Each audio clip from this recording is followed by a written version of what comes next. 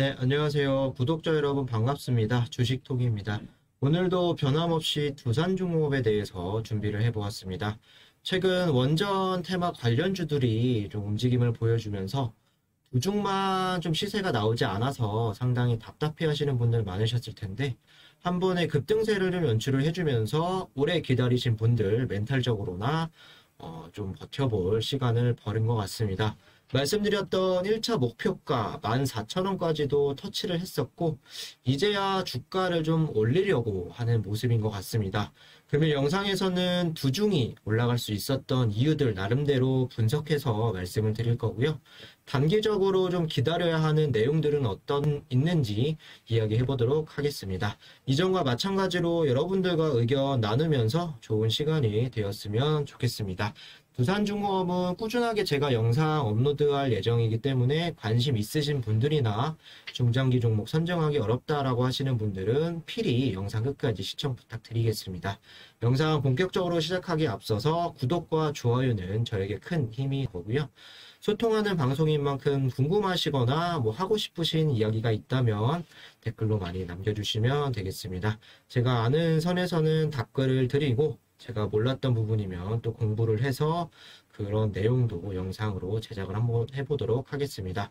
추후에는 두산중공업 이외에도 제가 생각하는 좋은 종목들도 선정을 해볼 예정이니까 지속적으로 많은 관심 부탁드리겠습니다. 그럼 구독, 좋아요 눌러주셨으면 영상 본격적으로 시작을 해보도록 하겠습니다. 자, 여기 보시면은 두산중공업 일봉 차트입니다.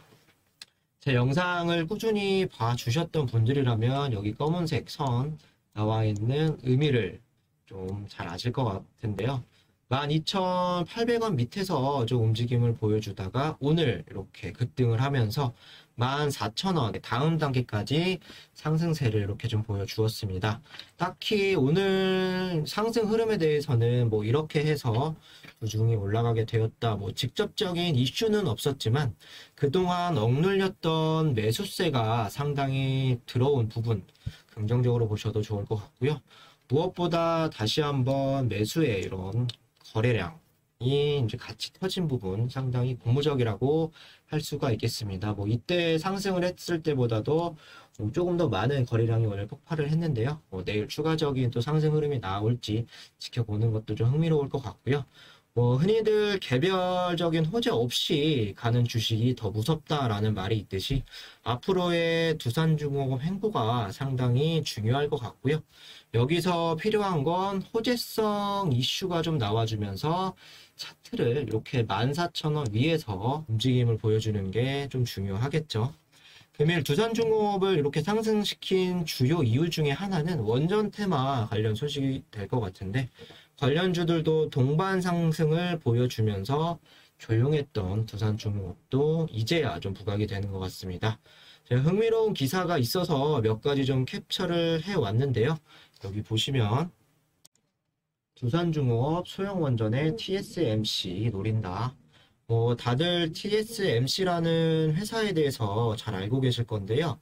대만의 글로벌 반도체 회사로 반도체를 제조하고 위탁 생산하는 기업으로 국내에 있는 삼성전자보다도 이런 반도체적인 부분에서 전 세계적으로 점유율이 높다라고 알고 계시면 좋을 것 같은데 두산중공업이 전 세계적으로 이제 SMR을 가지고 TSMC 같은 회사의 역할을 떠안을 가능성이 높다라고 하는데 쉽게 말씀드리면 SMR 기자재라던가 여러 부분들을 두산중공업이 해외 주문을 받아서 제조할 수 있다는 말로 좀 설명을 할 수가 있는데 아직은 먼 미래이긴 하지만 국내에서 이게 개발이 된다라고 했을 때 원전을 하는 주요국들이 충분히 고객사가 될 수 있다라는 부분이고요. 그리고 중요한 거는 또 유스케일이랑 같이 협력이 되어 있죠. 그래서 중요한 좀 입지를 다지고 있고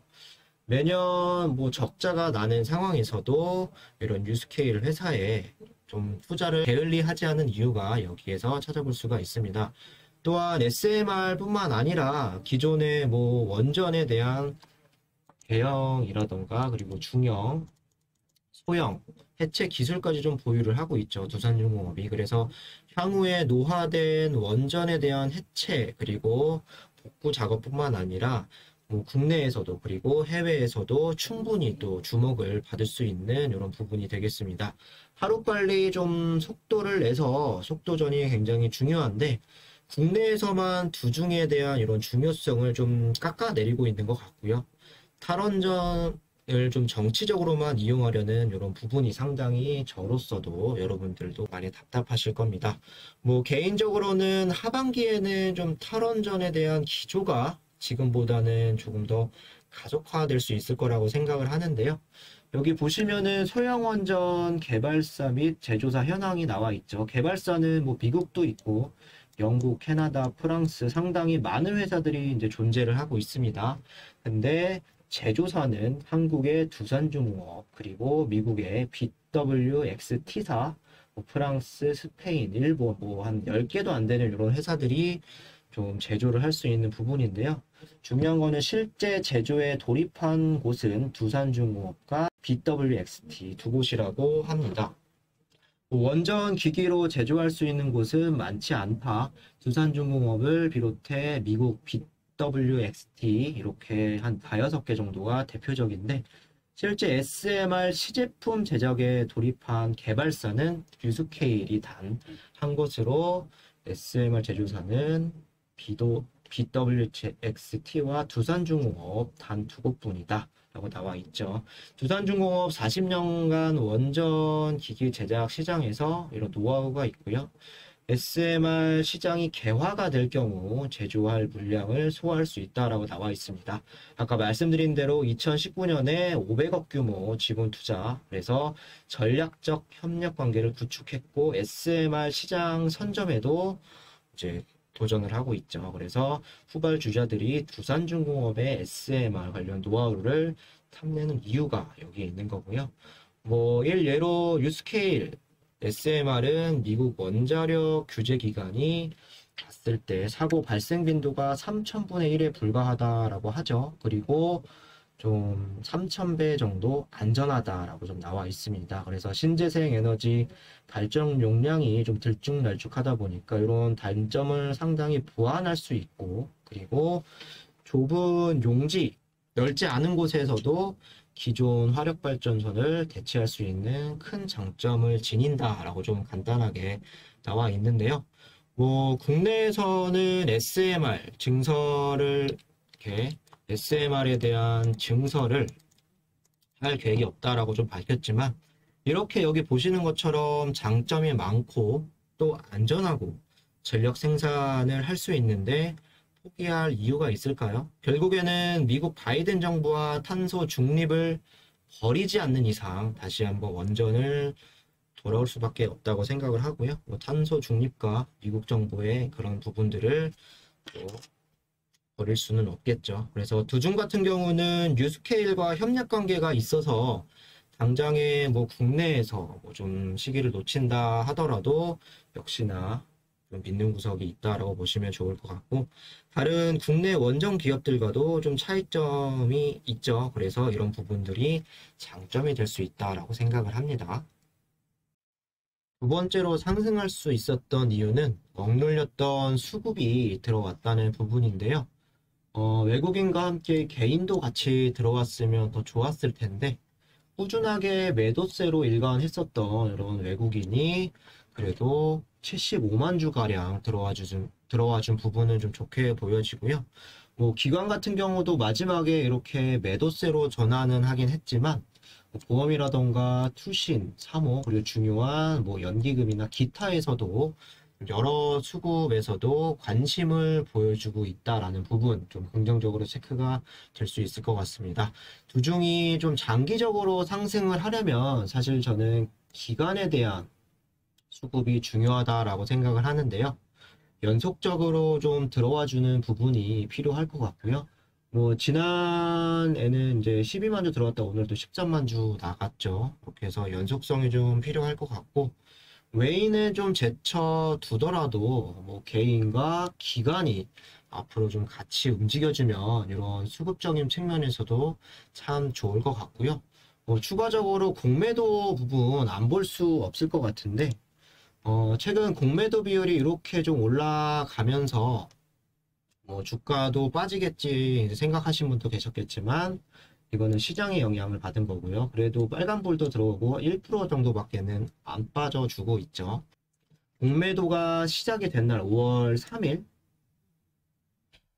그리고 공매도가 가장 많았던 날 이때, 그리고 공매도가 가장 적었던 날 좀 비교를 해볼 건데, 공매도가 시작된 날은 가장 많이 빠진 날이기도 하죠. 마이너스 8%가량 빠지면서 이렇게 공매도가 좀 많이 있었고요. 그리고 공매도가 가장 많았을 때는 마이너스 1%밖에는 또 빠지진 않았습니다. 그리고 공매도가 가장 적었을 때도 마이너스 0.76밖에 빠지지 않았죠. 그리고 오늘 한 9% 정도 기록을 했는데 이렇게 상승은 9% 했고요. 그리고 비슷하게 이때도 9% 정도 공매도 비율이 나왔을 때 또 3% 굉장히 높게 좀 많이 올라갔었는데, 이렇게 공매도가 많다라고 해서 아니면 적다라고 해서 주가는 그에 맞게 움직이지도 않는 모습을 확인하실 수가 있겠죠. 그래서 공매도가 많다라고 해서 주가가 무조건 빠진다, 아니면 공매도가 적다라고 해서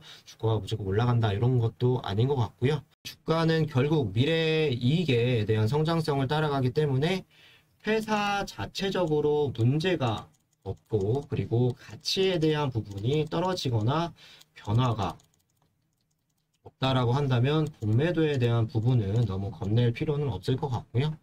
공매도 같은 경우는 시간이 이렇게 흐름에 따라서 불확실성 이런 부분과 공매도에 대한 부담은 점차 줄어들 것으로 저는 생각을 하고 있습니다.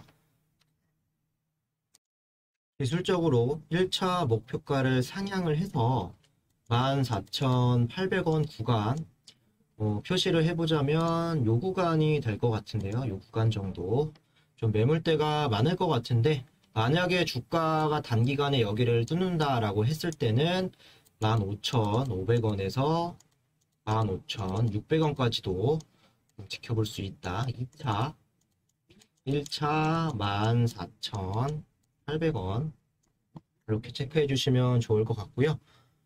이렇게 대응을 하시고 당분간은 이렇게 주가가 13,000원대로 올라와 주었기 때문에 12,800원 구간 이탈되지 않고 한 단계 위에서 움직여 주는 게 상당히 중요하다라고 생각을 합니다.